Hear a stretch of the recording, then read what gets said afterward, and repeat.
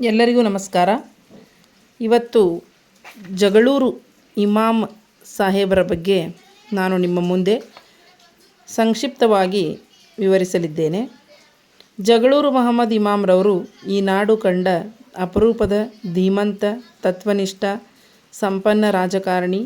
ರಾಜಕೀಯ ರಂಗದಲ್ಲಿ ಮಾತ್ರವಲ್ಲ, ಸಾಹಿತ್ಯ, ಶಿಕ್ಷಣ, ಕೃಷಿ, ನೀರಾವರಿ ಕ್ಷೇತ್ರಗಳಲ್ಲಿ ಅವರ ಸಾಧನೆ ಅದ್ವಿತೀಯ. ಇಮಾಮ್ರವರು ತಮ್ಮ ಅಪಾರವಾದ ವಿದ್ವತ್ತು, ಶಾಸಕಾಂಗದ ಪಾಂಡಿತ್ಯ, ರಾಜನೀತಿ ಪರಿಣಿತಿ, ಉನ್ನತ ಮೌಲ್ಯಗಳು, ಭಾವೈಕ್ಯತೆ, ಆದರ್ಶಯುತ ಬದುಕು, ಪರೋಪಕಾರಿ ಗುಣಗಳ ಮೂಲಕ ಎಲ್ಲರವ ನಮ್ಮಣ್ಣ ಈ ಇಮ್ಮಣ್ಣ ಎಂದು ಹೆಸರಾದವರು. ಇಮಾಮ್ರವರು ಸ್ವಾತಂತ್ರ್ಯ ಪೂರ್ವದಲ್ಲಿಯೇ ವಕೀಲರಾಗಿ, ಚಿತ್ರದುರ್ಗ ಜಿಲ್ಲಾ ಬೋರ್ಡ್ ಅಧ್ಯಕ್ಷರಾಗಿ, ಜಗಳೂರು ಮುನ್ಸಿಪಾಲಿಟಿಯ ಅಧ್ಯಕ್ಷರಾಗಿ ತಮ್ಮ ರಾಜಕೀಯ ಜೀವನವನ್ನು ಪ್ರಾರಂಭಿಸಿದರು.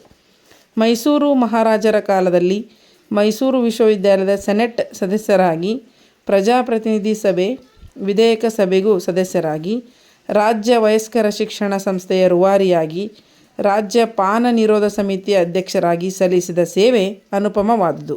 ಮೈಸೂರು ಮಹಾರಾಜರ ಕಾಲದಲ್ಲಿಯೇ ಇಮಾಮ್ರವರು ಸಹಕಾರ, ಮರಾಮತ್ ಅಂದರೆ ಲೋಕೋಪಯೋಗಿ, ಸಹಕಾರ, ನೀರಾವರಿ, ಅಬಕಾರಿ, ಶಿಕ್ಷಣ, ಕೈಗಾರಿಕೆ, ರೈಲ್ವೆ, ಪೊಲೀಸ್, ವಿದ್ಯುಚ್ಛಕ್ತಿ ಹೀಗೆ ಒಂದಲ್ಲ ಎರಡಲ್ಲ 9 ಖಾತೆಗಳಿಗೆ ಮಂತ್ರಿಗಳಾಗಿ ಸೇವೆ ಸಲ್ಲಿಸಿದರು.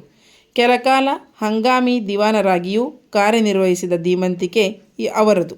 ಗ್ರಾಮೀಣ ಅಭಿವೃದ್ಧಿಯನ್ನು ಮೂಲ ಮಂತ್ರವನ್ನಾಗಿಸಿಕೊಂಡ ಇಮಾಮ್ರವರು ಕಟ್ಟಿಸಿದ್ದು ಒಂದೆರಡಲ್ಲ 700ಕ್ಕೂ ಅಧಿಕ ಕೆರೆಗಳನ್ನು. ಅವರು ಮೈಸೂರು ಸಂಸ್ಥಾನದ ತುಂಬೆಲ್ಲ 1000 ಕಿಲೋಮೀಟರ್ ಗ್ರಾಮೀಣ ರಸ್ತೆಗಳನ್ನು ನಿರ್ಮಿಸಲು ಕಾರಣರಾದವರು.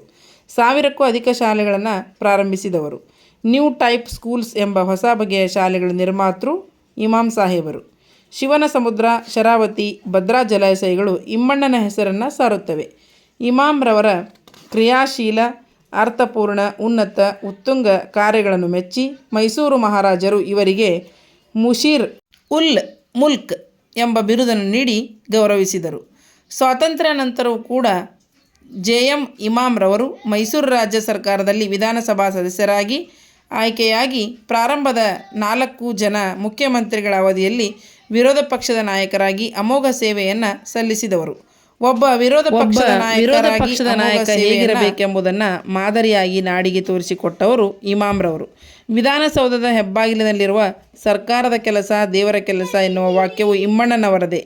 ಕರ್ನಾಟಕ ಏಕೀಕರಣ ಚಳವಳಿಯಲ್ಲಿ ಮುಖ್ಯಮಂತ್ರಿ ಕೆಂಗಲ್ ಹನುಮಂತಯ್ಯನವರೊಂದಿಗೆ ವಿರೋಧ ಪಕ್ಷದ ನಾಯಕರಾಗಿ ಉತ್ತರ ಕರ್ನಾಟಕದಲ್ಲಿ ಪ್ರವಾಸ ಕೈಗೊಂಡ ಇಮಾಮ್ ಸಾಹೇಬರು ಪ್ರಮುಖ ಪಾತ್ರವಹಿಸಿ ತಮ್ಮದೇ ಆದ ಕೊಡುಗೆಯನ್ನು ನೀಡಿದವರು. 2 ಬಾರಿ ಲೋಕಸಭಾ ಸದಸ್ಯರಾಗಿ ಆಯ್ಕೆಯಾದ ಇಮಾಮ್ರವರು ಅಲ್ಲಿ ತಮ್ಮದೇ ಆದ ಛಾಪು ಮೂಡಿಸಿದವರು.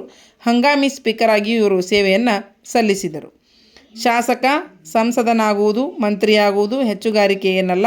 ಆದರೆ ಜಗಳೂರು ಮಹಮ್ಮದ್ ಇಮಾಮ್ ಸಾಹೇಬ್ರವರು ಜನಸಾಮಾನ್ಯರ ಬಾಯಲ್ಲಿ ಎಲ್ಲ ವರ್ಗದ ಜನಾಂಗದಲ್ಲಿ ಇಮ್ಮಣ್ಣನಾದ ಪರಿ ಇದೆಯಲ್ಲ, ಅದು ನಿಜಕ್ಕೂ ಹೆಚ್ಚುಗಾರಿಕೆಯ ಅಂಶ. ಇಷ್ಟು ಈ ಇಮಾಮ್ ಸಾಹೇಬರ ಕುರಿತು ಒಂದು ಸಂಕ್ಷಿಪ್ತ ಸಾರಾಂಶವನ್ನು ನಿಮ್ಮ ಮುಂದೆ ಇಟ್ಟಿದ್ದೇನೆ. ಧನ್ಯವಾದಗಳು.